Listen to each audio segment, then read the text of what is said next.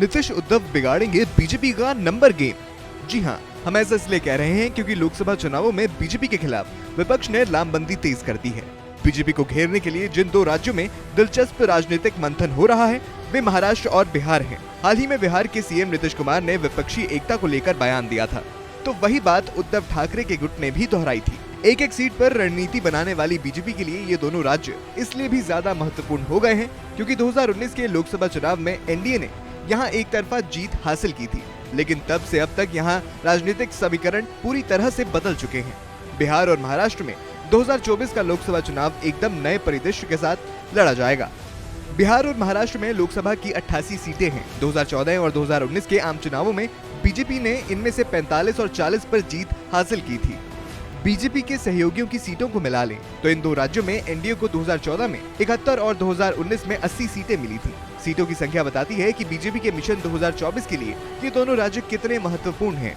2019 में बीजेपी ने 303 लोकसभा सीटें जीती थी। अगर इन दोनों राज्यों की बीजेपी सीटें घटा दे तो पार्टी बहुमत के 272 के आंकड़े से नीचे आ जाती है।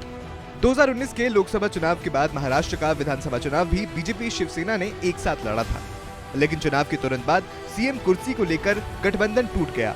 उस समय शिवसेना नेता उद्धव ठाकरे ने कांग्रेस और एनसीपी के साथ मिलकर सरकार बनाई। 2022 में सेना में बड़ी बगावत हुई और शिंदे गुट के साथ बीजेपी फिर से सत्ता में आ गई। बिहार में 2020 में विधानसभा चुनाव लड़ा गया। इस चुनाव में बीजेपी और जेडीयू साथ थी। गठबंधन को जीत मिली और कम सीटें होने के बावजूद भी नीतीश कुमार सीएम बने। सरकार चल रही थी, लेकिन दोनों दलों के बीच कुछ मुद्दों को लेकर स्थिति ठीक नहीं चल रही थी।